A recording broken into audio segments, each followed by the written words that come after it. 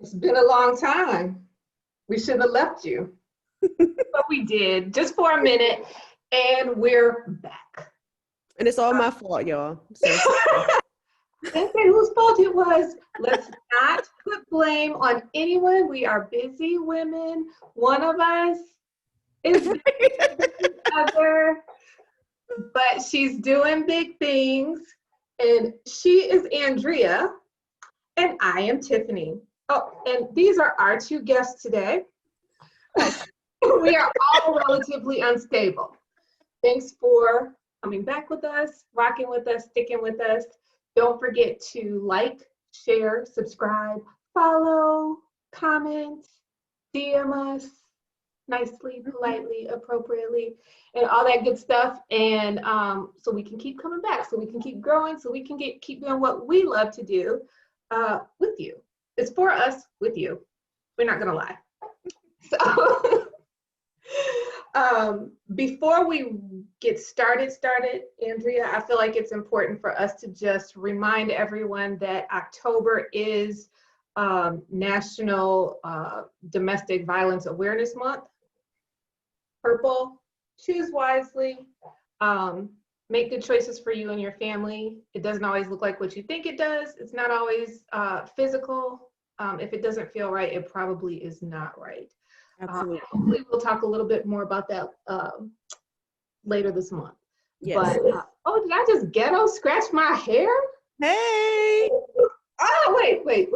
Because my hair is straight to the, is this what I do? Is this what they do? Mm-hmm. Okay. All right. My hair's gonna sweat out, so it's not whatever. Okay. So I need to invest, but this is I gotta rock with what I got. So today is just Andrea and myself. Yeah. But we are enough. We are enough. We might be too much. We might be a little I am 100% sure we are too much for some people. And maybe after the content today, even more so. Yeah. Because it's serious, but if you've been with us, you know us, and it probably won't stay that way. So Andrea was on a roll today on social media. Clearly, she was having a creative, needed some creative distractions. And yep. I know it. That's why I'm up working late at night, because I am not the most efficient creative person. Like, especially not during like the hours that we probably are supposed to be. Right. It comes all times of night. So yeah. Right. And for me, like without, I would be hit with a lot of the content on my commute, because my commute is usually so long. And I would, be driving, and I have that time by myself to just kind of like sit in my thoughts, and I'm like, oh, that's it. And it comes together.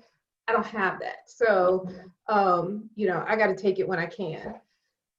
But why don't you fill us in on what we discussed and what we're going to talk about? Yeah. So this article from the Thought Catalog came across my Facebook feed from a friend, Jason, if he watches or listens. He should. And yeah, welcome, Jason. And so the title of it is "What to Do If You're Terrible at Receiving Love," which I feel like a lot of self-aware people may understand this, but a lot of people that are not so self-aware may not really understand what this means. And I consider myself to be pretty self-aware, and this article kind of hit me like a ton of bricks, because you may think that you are good at receiving love, and you may think that you're good at receiving compliments, but it's these little it's kind of like microaggressions, but I guess it would be because you're not aggressing against anyone else. I don't know, but it's similar to a microaggression where somebody will give you a compliment and you'll say, oh, this old thing, oh, this is just, my jacket from 15 years ago, or like, right. and none of that. I mean, and that's a very small, trivial thing compared to like the big part of this article, but that's how it kind of manifests itself in normal everyday conversations. So so yeah, so when I read this, I was like, whoa, this is reading me to filth. Right on this here Sunday morning. So cool. Yeah, so like I pulled out a few quotes from the article, and we Come should with it. I'm sorry. I said, come with it. Yeah, so we probably should make sure that we link this to the YouTube video. Yep, sure will. Read and you know, maybe get their lives read to filth like you did mine. We will link this. So first quote that I pulled, so basically the author of this article was talking about how years of trauma in relationships have kind of like diminished her self-worth and has impeded her ability to receive love as someone is giving it to them. Right. And I'm sorry, can I just jump in? Because I feel like we want to make sure we're saying this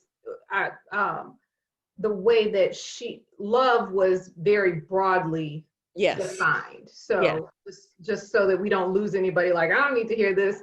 You do. Yeah. It's not just romantic love. It's platonic love. It's love of yourself. It's all forms of love. It's moments of love. Moments of love, even. Yeah. Yes. Oh, now I need to hear that song. Okay. That's another day. Okay. So yeah, the first quote that I pulled in, so to kind of set this up, she talks about, she was in this relationship and the guy was like very giving to her and like very catering to her needs. And she had been craving to be in a relationship where someone really paid attention to her and really listened to her and like understood her. And now that she was in it, it felt like not too much, but it felt like she wasn't deserving of it. And so one of the quotes from this article says, "A few months later, a boyfriend of mine told me, Molly, when you don't open and receive me, I don't have anywhere to put my love and I feel crazy." And that is a perspective that I'd never thought of. Because in many of my past relationships, I've been, well, not many, but some, I've been the giver. I've been the one that's like always giving, always like doing more, doing extra. I'm a hard worker, so I work hard at relationships as well. And often that looks like people not, the person that I'm in the relationship with, they look like they may not have an opportunity to do something for me because I'm always doing for them, or I'll just do it for myself. And, you know, and I kind of keep going, which is, I mean, it's good to be self-sufficient, but also like the perspective of someone showing you love in that way and not allowing them to is like I didn't think about it from that perspective, because I'm essentially taking away their nature, like what they are used to doing. Like they may be used to being very accommodating and very giving of their time or their money or whatever, like, and I'm taking that ability for them to express how they feel from them. And like, it's kind of selfish, to be honest. And I don't know how you feel about that, or if you've ever been in that. Like, I feel like you are reading me after being read. And so a couple things struck me about this. And so I actually had those same thoughts, Andrea, but in a different way, because the road I went down with that thought was, I think selfishly, as I often do, was about my perspective and just how, people do have different ways. So she was talking about being full in this article, like, like at some point some people fill up. And they kind of only have so much capacity to how does she put it, to digest love, right, or whatever, whether it's attention or whatever. And I thought about my experience and my experiences, and I thought about how I am as a person, and how I am as a person is I do tend to live very much in the past. Well, I don't know, I'm a weirdo. Like, I draw from the past. I do live in the moment. I'm kind of impulsive. But when I think about what molded me, like the foundation of me is a person that got a lot of love. And she talked about loving yourself. And I thought about that part, and I was like, my thought was, I wasn't really taught to love myself. But what happened was everyone else loved me so much. And I never really had to even look at myself in a certain way until I got older. And then, to your point, I learned to, and for me specifically, after I had my oldest son, I became accustomed to doing for myself, and to, making things happen. And then on top of that, I had a father and a grandfather and a brother who never let a ball drop. I never had to wait for anything. So it's very hard for somebody else to come in and love me the way they want to love me, because I have expectations, that I don't think are unrealistic or high. It's just that they're different, and it's hard to receive love that's different from your own. I think, it really is. It really can be, if you're not, if you weren't taught to do that. And I mean, and that brings up a good point, though, because if it's not how you receive it, then is it really love? Like, it may be love from, like, you may be okay, well, I'll use me as an example. Ooh. My love languages are acts of service and affirmation and gifts. I mean, I think you're only supposed to pick two, but so I picked three. So if someone does, what's the fourth one? Affirmations. Hold on, I can just look this up real quick. Yeah. Physical touch. Right. Okay. And there's one more. Yes. Gifts. Okay, so it's words of affirmation, acts of service, receiving gifts, quality time, and physical touch. Right. Okay. So mine are the first three. Probably more words of affirmation and gifts. Even though I consider acts of service a gift too sometimes, but whatever.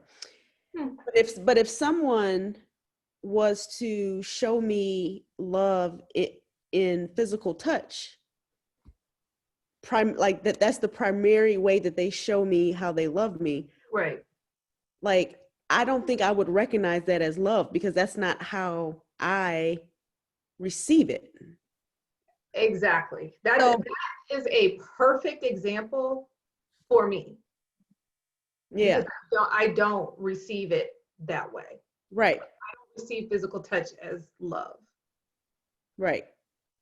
Yeah. So like, so, I mean, it's been said to the nth degree, but that's why love languages, however you define them, even if it's outside of these, traditional five, that's why that's so important, is because, you can have two people in a relationship that think that they're both giving 100% and like, oh my God, like I am hitting this girl's ass. I'm hugging her. I'm kissing her.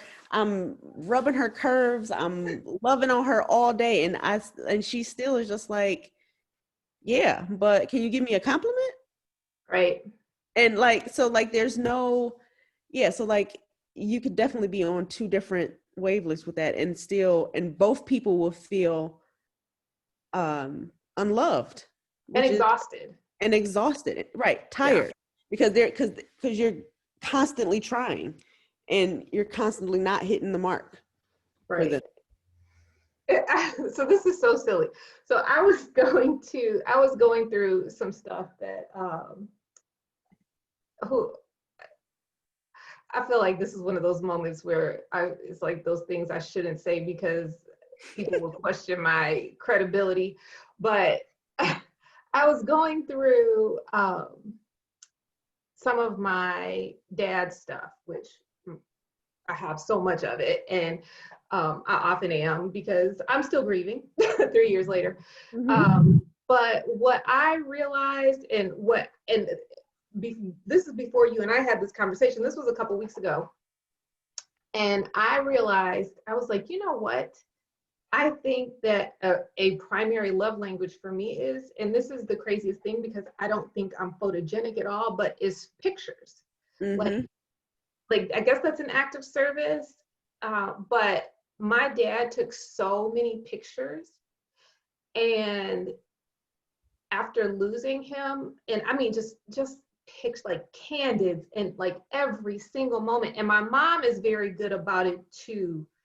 Um, Now, like she's kind of, but my dad that was like his hobby, and but there's not a moment that I should say there are very few moments that we don't have documented, but even just like um, there's a picture I posted today with like four of us sleeping on the couch. My sister actually took that picture, I think, but we all have that in us. We know to take pictures, and I was like, I think sounds stupid, but that's like a love language. Like if to take pictures or to take pictures of me, like I had to call my mom and thank her one day, or we were on group chat or something. And I was like, oh my God, like there are actual pictures of me being a mother. And like if anything were to happen to me, or when Jake grows up and when he can't stand me, like Eric can't stand me, he can look back and say, you know what, she did love me. This is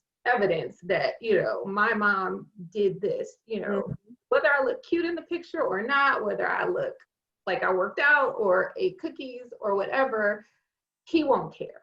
Right. And he won't care after I'm gone, and his kids won't care. So I was like, I think that's just like a very important, because it is a language. Like it's language is art. That's an art form. And I was like, I think I think that's my love language. Like this is what warms me up, is like, okay, to see myself through somebody else's eyes. Yeah. Yeah. I know that sounds weird, and I thought about like a lot of we'll go into that another time. Okay.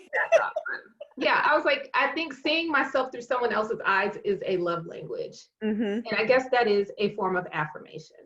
Yeah, because when you get to look back at the photo, you're seeing yourself through what they saw, and whatever they saw, they thought it was important enough or lovely enough or, sweet enough to capture that moment. So like it's like Yeah, that is very sweet. And yeah, like I don't know which one that would fall into, like if we had to pick a traditional one, but Yeah, like I a think it's service, an affirmation, or maybe. affirmation, or a gift, because Yeah, now you feel gifted by yeah, it. yeah. So Because you got me yeah, sleeping ugly, and you still love me. right, right. You know. But like, so even to take it out of a like take it out of a romantic way, even though we'll get back into the romantic part of it later, but so my high school class, and I don't know if I've talked about this on the podcast, but my high school class has this um kind of like, it's called the Cas Tech Class 99 Cooperative. And what happens is every Friday, or every other Friday, they post a small business, and then people just kind of like donate $5, $10, however much that they feel comfortable donating. And um, so when it was my turn to be highlighted, I was so overwhelmed, um, and like I couldn't even really express it, because it wasn't so much about the money. Um, Hmm.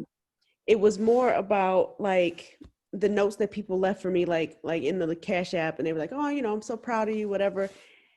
And so it was that, but then it also was like the deeper like work that I need to work on myself with, is that like I couldn't even, and you know how much I'm on Facebook, I couldn't even be on Facebook that day because I didn't even want to.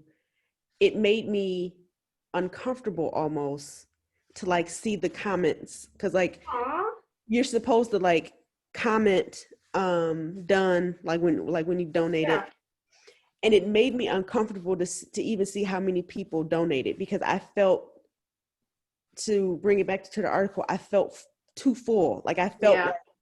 like I couldn't, like there was nothing that I could say that could express how thankful I was to everybody. Like, and some people had messaged me like after it was all said and done, and I was like, I wasn't trying to get all like therapy on them, but I was like, I just alluded to the fact that it meant more to me than I could even explain. And what I meant by that is that it um it really did, it helped me kind of get back to the work of understanding my worth and feeling worthy of people doing nice things for me. And it is, and I mean, that's something I'm definitely going to talk to my therapist about. I'm not sure, like, I'm not sure what the origins of it is or why I don't feel worthy of that, but it definitely was like a moment. And like I had a full on like breakdown session about it, because I was just like so overwhelmed with it. And it, yeah, like being on the receiving end of something so nice, it makes me question my self-worth in a good way, because it reminds me that just like how I try to do nice things for people and try to be there for people and try to, you know, um, just overall be a nice person, good person, that people also want to be that way for me. And Hmm. I have to remind myself all the time, because I don't, like, that's not my first go-to. I don't automatically think that people should just be nice to me for the sake of being nice to me. So yeah, so that was a thing. That was a whole thing. What? And Oh, first of all, people should be nice. Don't be like me. People should be nice for the sake of being nice. And it is hard. It's hard for me, and this is bad. And it's hard for me because I don't. In this article, she said something to the effect of, sometimes I feel like I'm just a shitty person, and mhm, sometimes I feel like I'm too good for everybody. I'm paraphrasing. I'm too good for everybody else. And there's little in between. And I get that. Mm-hmm. I rarely do I feel like I'm too good for everybody else, but sometimes I do. You know, sometimes I feel like, you know, I'm too good for this or that or whatever. But I often do feel like I am a shitty person, like because of some of the feelings I have relative to doing things for people and receiving things. Because sometimes I'm like, I just don't want people to do certain things because I don't want to have to reciprocate. Mm-hmm. Or, you know, and that's not to say I don't appreciate it. It's just I just automatically feel the need to do something back. Like I can't just let it come to me and sit in it. Like now I feel indebted. As soon as you do something for me, I feel indebted. And I think that's for me where that feeling of fullness comes from. Because now with and I thought about this and I actually made a note about this somewhere. A lot of it has to do with trust. Mm-hmm. A lot of it has to do with trust and trusting that the person that did something for you has like just the like has no expectation and has pure intention and you know, but if the person is doing something for you is the person that's like constantly reminding you that they did something for you, or you know, then you're like, that's too much. Yep. You know, or is a needy person, that's too much, you know, because you feel obligated to immediately do something back and it doesn't always feel like it will measure up. Yep. Does that make sense? Yes.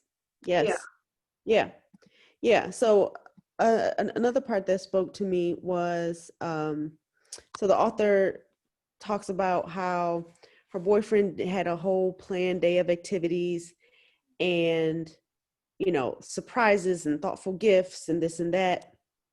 And by the time that they got to like the last thing, like she was like, she was like picking fights and starting problems and finding problems with everything. And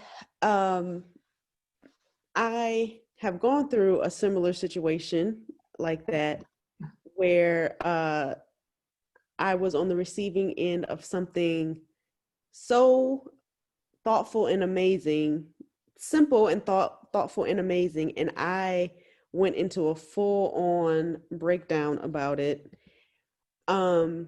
because it was it triggered a lot of my personal insecurities, and I feel like I almost kind of like ruined the moment of that because I was so caught up in my insecurities without realizing that the person really just wanted to help me. Mm-hmm. And I let my feelings of inadequacy and insecurity overwhelm the situation, and I lost that point. And that was the most important point. Like, it wasn't like he didn't do that thing because he thought that I couldn't do it, or that I was a bad person because I hadn't done it, or anything like that. He did it because he wanted to help me, and he knew that that would help me. And like, when you are a person that is self-aware and you're trying to like walk this line of being, you know, a person that has a conversation about things other than yourself, but also be self-aware. Like, you know, like, you don't want every conversation to start with, well, my therapist said, you know, like, I feel like every conversation I have starts with that. Well, I told my therapist. Right. So at my session the other day, I was talking about, like, you know, so there's a fine line between being like that kind of like self-aware and then that, like, you know, so, but within that, you can lose sight of the fact that sometimes people just want to help you, and letting them help you do something that that that is meaningful and like helpful to you, like that's their gift to you, and you shouldn't, you know, like downplay that, Yeah. because that's their gift to you. Yeah. So but it's hard to like, I mean, you know, we've been carrying these insecurities and inadequacies our, you know, either our whole lives or at least the last 10, 15, 20, 30, 40 years. So, you know, it's hard to let that go sometimes, or even to like realize you're even going down that road. Like ultimately I caught myself, and thank you to my friend Christian, who I don't know if she watches or listens, but she was You on need to talk to your friends. right. But she was on the receiving end of a big dumbass text dump. And you know, she was very, very kind in the moment and told me exactly what I need to hear. But when I saw her the next time, she was like, bitch, would you like, it was like, you know, I read this and I was rolling my eyes the whole damn time, but I was trying to talk you through it, talk you off the ledge, you know, but yeah, so like it's the point of that is that it's easy to let your insecurities kind of like overpower that, but like working on being self-aware can help you navigate that. Yeah. And I think that is I think that still goes back to the trust. It's like, you know, you kind of like for me it's weird because like the more comfortable with you are with somebody, obviously the more you are open to their, you know, their intention, or you know, but you still, whatever insecurity you have, whether it's something internal or whether it's something that's happened externally that's like now living internally, you know, like there's something that just, you know, there are just very few people that I just freely receive from. Mm-hmm. Like, you know, there are moments where, you know, and like one of the closest people to me, and I'll just put it out there, my son. Like if my son, I'll never forget, he sent me I got a what do you call those things? An edible arrangement at work.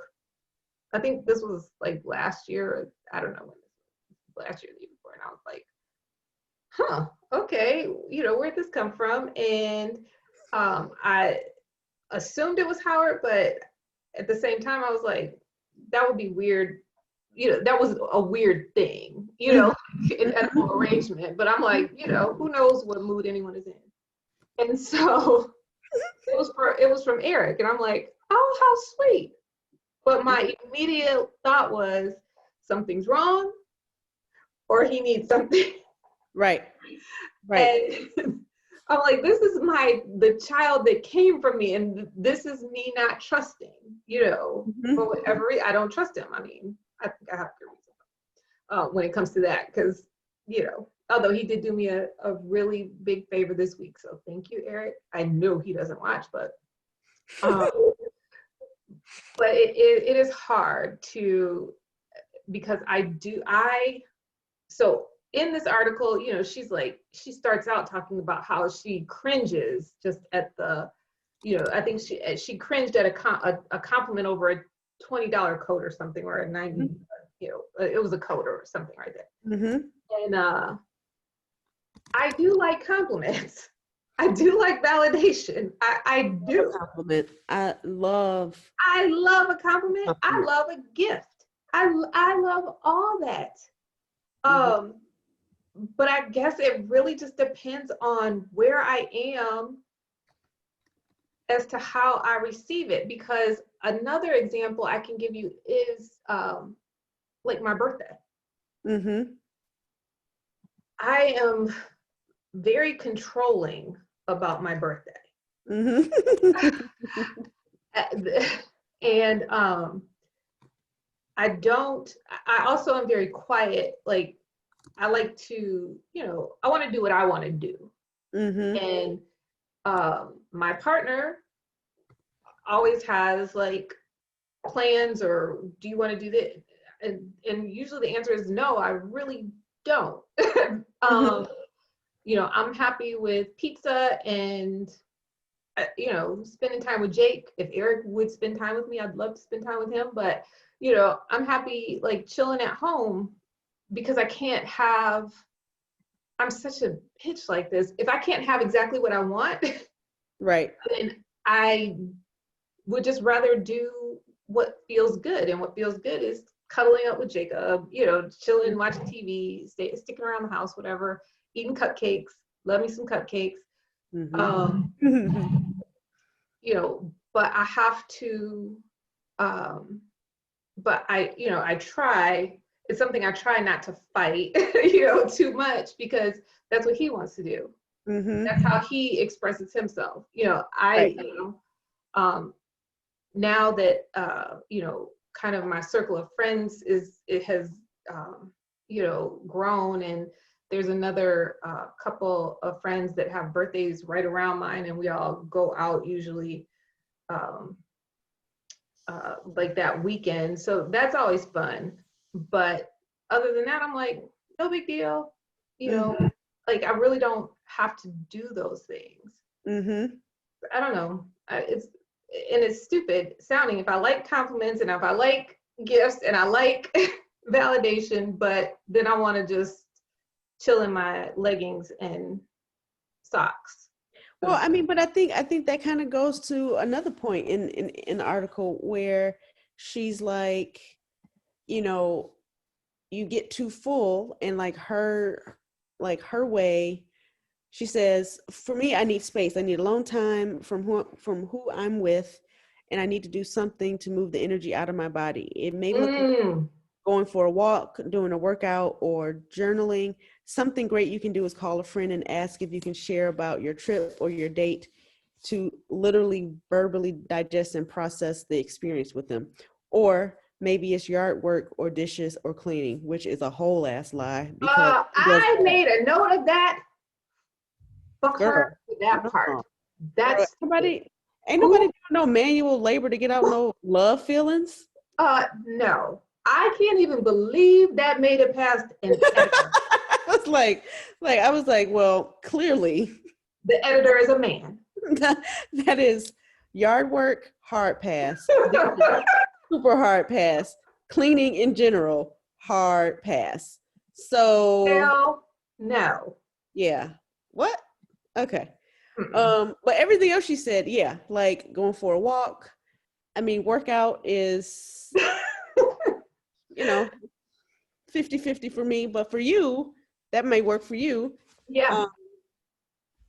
But the thing is, the point of it was doing something alone. And I think we talked about this, and that part hit me hard, because I actually posted about this maybe a couple weeks ago. And, especially having been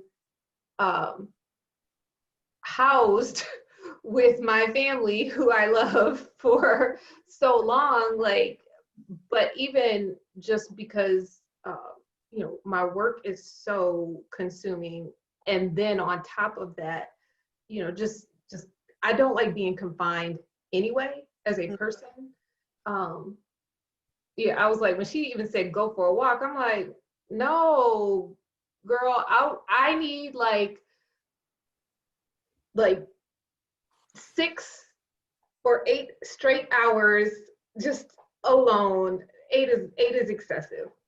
6 hours of time outside of this house by myself, without, it's not every day, obviously, right. But because I am a homebody, I can stick around here, but I just don't want to have to do it. Right. Does that make sense? Yes. And because we are kind of just like, we have enough space for all of us, but there's still, you have to still, make sure everybody has what they need. And, you have to receive what other people are giving you, whether it's, my son coming to me and, loving on me, whether it's my partner coming and doing something for me, you still have to do those things. And a lot of it can be overwhelming. And I don't think that makes us, it just makes us, that's just who some of us are. Right. This woman in this article, I identify with that because I was like, if I could just have like, 6, a half a day to myself, but the problem is, where do I go? Because it's COVID. So you come to the Paisley paper office. That's where you go, and you bring cheese sticks. That's what you do. I got you, girl. And we open the door. And we talk to Jim, who is a fascinating person. And yeah, that's what we do. Wait, I'm turning on. Wait, here. I'm on my on my way. And that was like, even just getting away that day for me was like, because that's what I'm used to. I'm used to working outside of the house, and, you go away and you come back, and everything, it's like you can feel it while you're gone. Even if while you're gone, you're getting your ass kicked at work or whatever, it's not the same. Right. It's not the same. Right. And everybody doesn't need that. Everybody does not need that. And I don't think I don't think the people who do are bad, because I'm one of those people, but maybe we are. I don't know. Maybe that is a bad thing, but, to your point about just, being independent, being able to do things for yourself. And it's hard when you don't have, when that's like kind of your hands get tied in that way. Yeah. And we can also like talk about just how that's such a Black woman thing too. It's fuck it, I got it. Don't worry about it. I'm good. Yep. And we are that way because we've had to be that way because, I think, I'm definitely not a person that like just think all men are bad and not on some bullshit. A lot of them are, but a lot of women are too. But I think it's because you met my brothers. But I think it's because we are neither gender, and it doesn't matter the gender of your partner, neither gender, when they enter into relationships, know how to communicate and know how to say, hey, the article even says, and this is a lot, so I would recommend making this in how people actually speak, but but she's just basically I'm not always the best at receiving love and attention. Is something that I'm working on. It's not that I don't care, want, or desire attention, love, and affection from you. It's just that I need to go slow so that I can actually stay open and remain present. That's a lot for someone to say. So you may have to say it your own way. But even if it's a completely different issue from this, being able to, and I think, hold on, let me go back and finish that thought. Being able to express that takes a level of self-awareness that a lot of people don't have. The reason why I think a lot of people don't have self-awareness is because we all are so used to just doing things how we've always done things. So we get into relationships and we may alter things based on our partner's needs or wants or likes, but ultimately we do the same shit that we always do. And it may look a little different or whatever. And so we don't really have an opportunity. Sometimes we don't really have an opportunity to grow. and we may not have a partner that is also self-aware, that is accepting of you if you are trying to grow in that way. So like, if I'm thinking of, there's maybe only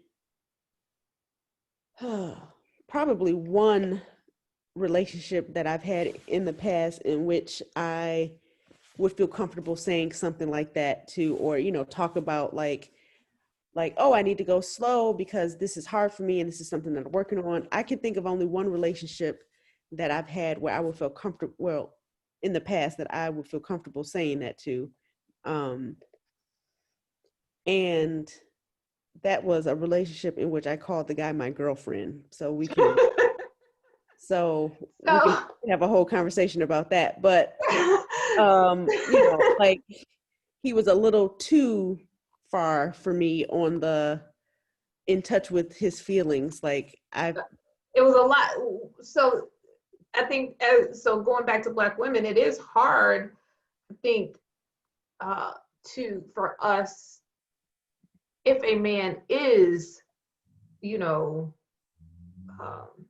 sensitive or emotional, or, you know, because we're used to, it's not just used to doing things ourselves, we also, those who come from generations where we have those like fathers and grandfathers and uncles or whatever who, you know, were doing everything and didn't show their emotions, and, or at least we didn't ever see them show their emotions. We don't, that's uncomfortable. mm-hmm. That's uncomfortable for us. Yeah. Yeah. But you just said something though, Andrea, that that I wanted to touch on.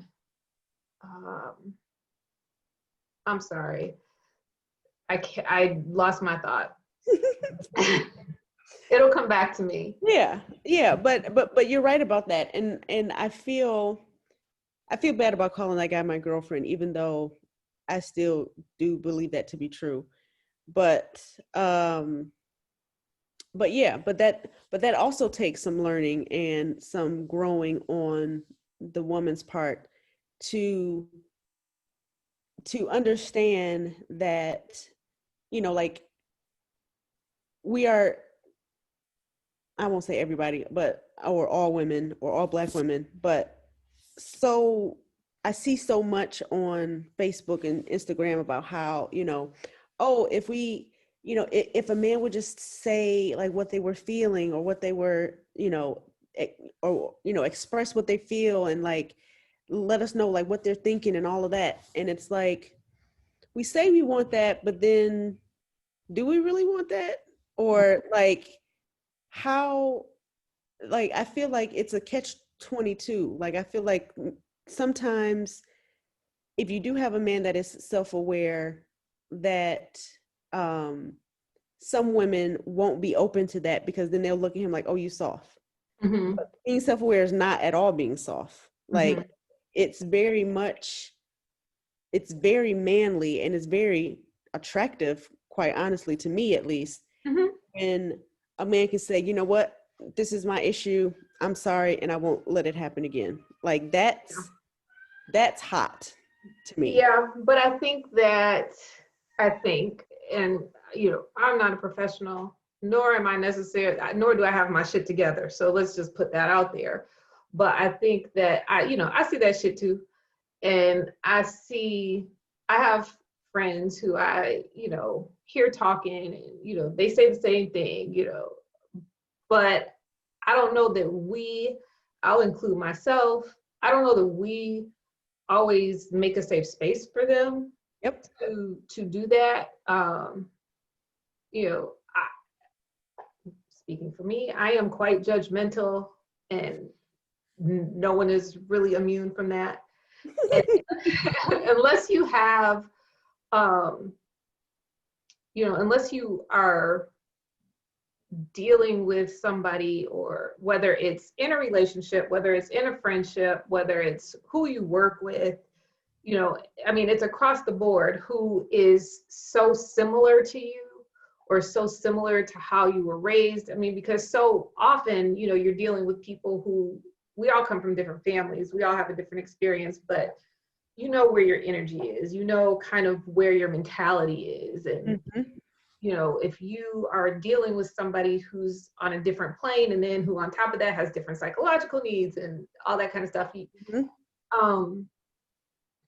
it's hard to make those safe spaces for each other. Yeah. And again, that's not just romantic, that is, that's across the board. I see it with me at work, I see it with friends, you know. And to your point about just like, you know, what we also see is, I'm sure you've seen it and probably were like, yeah, the whole thing about don't get mad at your friends for not calling you, they're dealing with stuff, they still love you. I don't know, whatever that says. But I think so much of that is that it's like, okay, you have people you love, people in your life, so your friends, whatever, who they're your friends, you click with them, you love them, but you don't have the capacity to love them, or to get what they're giving, to get their energy at that time, or at that period of time. And so, okay, I love you, you're still here, but let's connect in a year. Yeah. You know, when I can receive you and you can receive me. Yeah. You know, I don't know. And that takes growth and maturity, and to understand that like we still good, but like I can't. Yeah. I just remember what I was going to say, and that is just that this was the point I was going to make, and that is that the author, I feel like, going back to what you said about the relationship where you were able to talk to your partner at the time, I think the author is making some really big assumptions on the maturity of people. Because that maturity is rare. To be able to say those things to another person and have it be taken in a way that won't, that they won't be hurt, or I think disappointed is a fine emotion for that conversation, but often it's taken as rejection. There's a rejection. Instead of just like, oh dang, I wish I, you know, it sucks that what I had planned didn't work out, but if that's not what he's feeling, cool. Or if that's what she's feeling, cool. You know, instead, then it becomes this thing where the other person is like, okay, well, that didn't work, so now let me do something else. And then the other person is even more overwhelmed. Or you're fighting. You know, instead of just listening to each other and say, okay, well, I don't want it, but then you have to be authentic in saying that. If that's what if you don't want it, you have to mean it. Like, okay. And, you know, so like the relationship in which I could say that was exactly that. It was, I could say something like that, and he would intellectually and emotionally understand it, but then he would also take offense to it and internalize it and make it a personal thing, instead of it being me just expressing, this is how I feel, or this is how that situation made me feel, and like being open to talk about it from that level, instead of like an attack level. So it takes a certain amount of maturity and like openness. And, you know, if this was a drinking game, everybody would be drunk after like if the drinking word was self-awareness or self-aware, everybody would be drunk by now. But I'm gonna say it again, you like a person would need to be open, they would need to be mature, and they would need to be self-aware to like be able to receive that, and to take it as not a personal affront, but just something that is happening within the relationship that can be resolved just by communication and like setting expectations and understanding the other person's, both people understanding like what the boundaries are. So do you think that, you know, do you think that there's a difference in who you are now in that respect? Do you think you are more, whether it's, so the article you obviously just read today, but if you really reflect, do you think you're stronger in this area than you were before? Like in your, you know, as a younger woman? Or do you think, no, my growth period starts here? No. Yeah, no. I think that from that past relationships, and we're talking about like almost 10 years ago now, but from that past relationship, that was the beginning of my growth. Like, I realized the mistakes that I made within that relationship, and I decided that I'm not going to make those same mistakes again, and I'm going to be more vocal about my boundaries, more vocal about what I need. And you know, I still don't necessarily get it right all the time, but I think I've made leaps and bounds improvements over who I was at 28. Not, oh wait, 29. Do you think 28, 29, even 26, 27. So yeah, so I felt like my growth started when that relationship ended, and it really helped me get to this place that I'm at right now, where I am very happy to be exploring this self-awareness, have another drink, part of my life, and yeah, and just like kind of owning it and being honest with people. So yeah. I do love that about you. I think that, do you, or I should say, do you think that you, because I can answer this for myself, but do you think that you have, like, even going back before 28, you know, like early 20s, because I think about I think about myself as a younger woman, and I think I had a whole bunch of other dynamics too, given that I was a single mother, and that, you know, while I was so happy to be a mom, that definitely gave me insecurities about dealing with other people my age, peers, and you know, men. And I do think that at that time, because I was only focused on the love of my family and the love of Eric, but I still, like she said in this article, she wanted the love of a partner.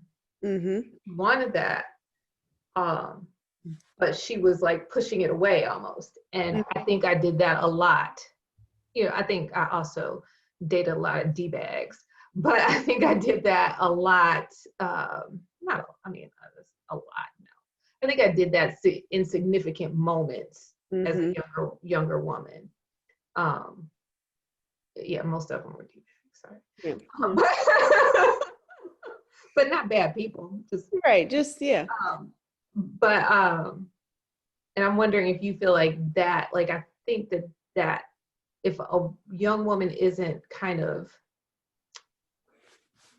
very few, and I see some for sure. There's one I know 100%, but when we're that young and still learning ourselves, it's hard to get into that practice so early, especially if you don't have that example. Yep. So I think yeah, you know, as a younger woman in my early 20s, I guess I would say pretty reckless. Not in the sense of like I dated or slept with a lot of people, but in the terms of like I didn't really, like if I dated somebody, I just dated them and that was it. Like I didn't put a lot of weight on on those relationships. Like it was just what was happening to me at the time, and I didn't really treat it very seriously. So because of that, like it didn't cause me to question myself at all, because it was just kind of like, oh yeah, this is something that's just happening, and this is something that I'm just doing, and it's just no big deal. And it wasn't until I got into some much more, I got older and got into more serious relationships where the what's the word I'm looking for? Where the stakes were much higher. Like this was, like, for me, it was ridiculous for me to think that I could get married at 22 or 21. Like, so like that wasn't even like that. It wasn't even kind of in my even. It just wasn't even there. We'll have to talk about that another time, because I won't even tell you what I was thinking. Right. So around that time, like it was just fun. It was just whatever. It was just, but as I got to my mid-20s, where I thought like, oh, okay, well maybe, this was right around the time where a lot of my friends, my best friend got married at 24. Mm-hmm. So like, and other friends got married around that time. And so like the shift of like my social circle was starting to change. So the relationships I was in during that time felt a little more serious, even if they really weren't in like the big scheme of things. And so that kind of made me self-reflect a little bit more. And then I also happened to date people that were very critical of me, which I don't mind being criticized, but because didn't we just make an announcement about domestic violence awareness? I'm sorry? I said, didn't we just talk about domestic violence awareness like 35 minutes ago? We did. And I don't mind being criticized at all, but, it was like it triggered issues in me that I didn't even realize that I had. And then I kept them, like, and it built on, and I built upon them, and I started to tell myself this story of who I was and who I wasn't, and who I could and could not be. And then so now I'm just picking this story up, and I'm just taking it along for every relationship that I had after that. And it's just now that I am starting to unpack that story, rewrite that story, and say, I have a lot of faults, a lot of things that I need to work on. Andrea, you're really but those stories that those people told about me are their stories. They're not my story. That's how they see me, and that is not necessarily who I am. So that's where I'm at now. I'm in the process of rewriting this story, the story that people have told about me to me, that I believed and took and ran with it and built upon. The story that I tell myself that I have taken and ran with and built upon. I am breaking that shit down so that I can tell myself a more realistic story, which is, I am not a neat person. But, and I am not necessarily a great cook, and I have insecurities about those things.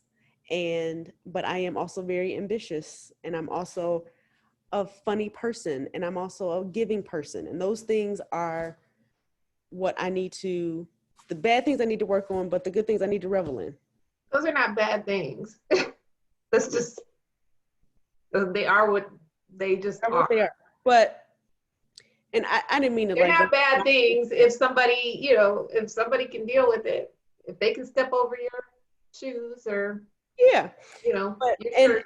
and I didn't mean to go into all of my shit, but basically the point is that we all have stories that people tell of us, that we believe, and stories that we tell ourselves. And you got to check in with yourself to see if that story or those stories you're carrying around are actually accurate, because they might not be.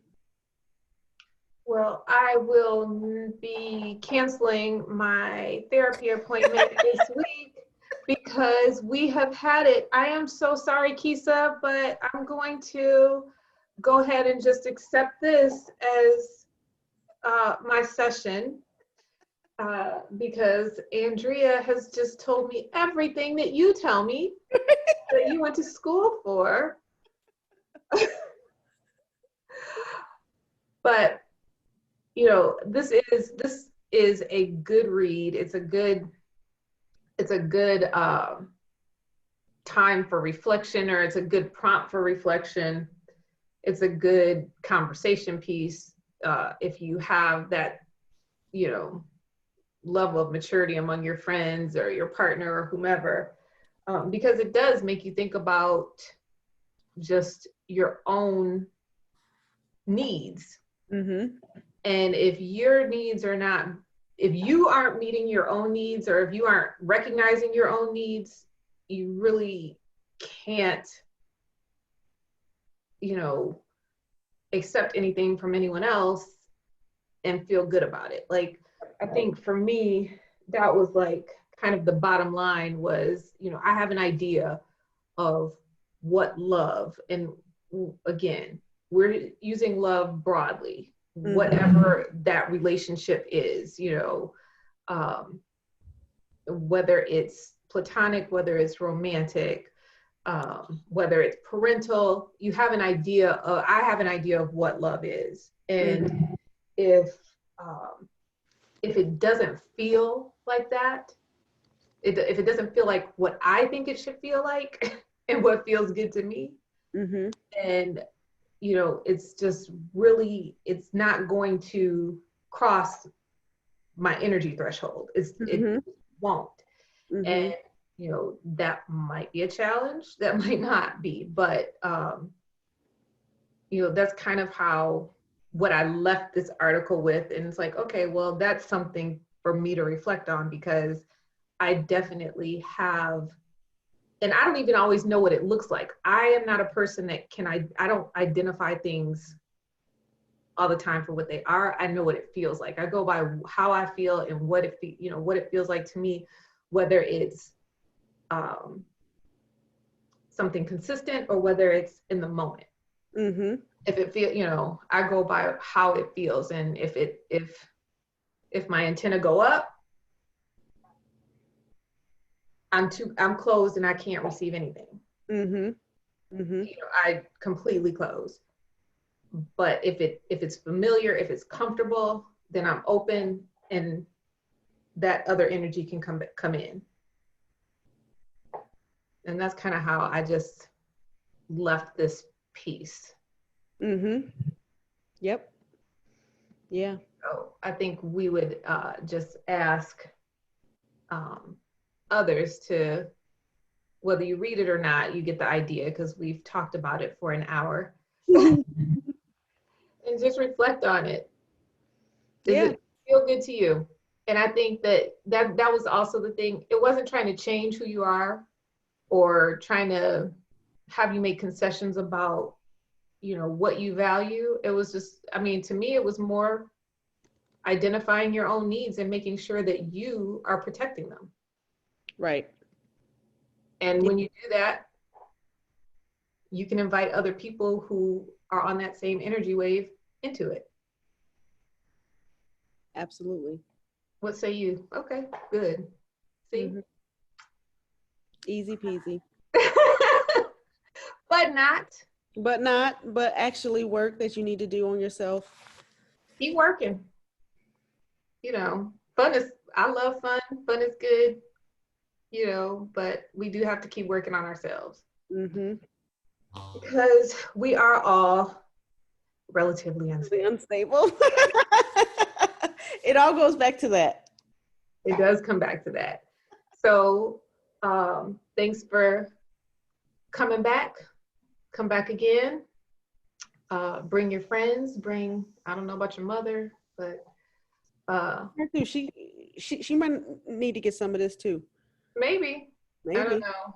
She might need that sex, the Cheryl and Kitty Galore episode. She might. You Right. know. That G-WAP, that grandma WAP, she might need it.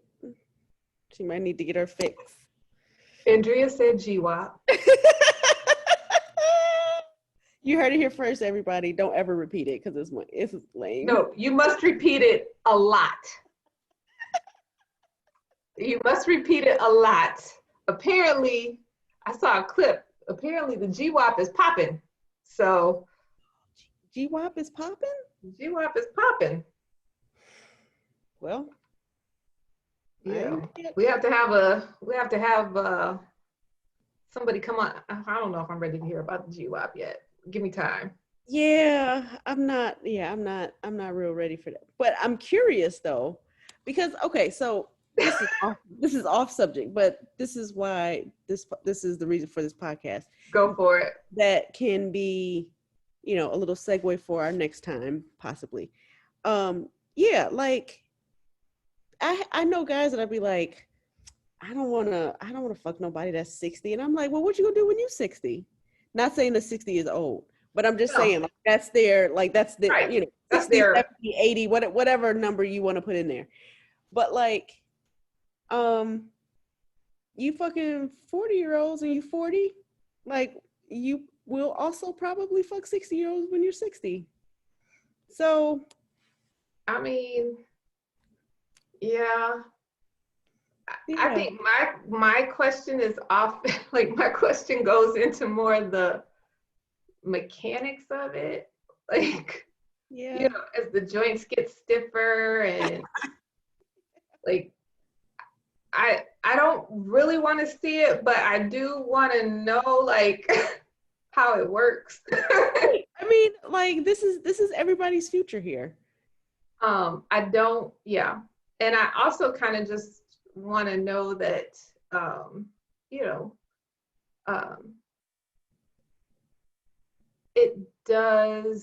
it's not going to be like painful. Yeah. I'm a little bit nervous about that. I am a little bit nervous about what all that looks like. So we'll see if we can find somebody brave enough to talk about the GWAP. I would really love to have a fun older couple come on and talk about like what their sex life is like. I think that would be amazing. We're putting it out there. If you know what, send them our way. Oh, like they got to be open and ready to talk, but I think that could be they got to be like older than 60, 65. Yeah, because then I'm gonna think like my mama, and that's gross. But I need somebody who's gonna tell like I need to know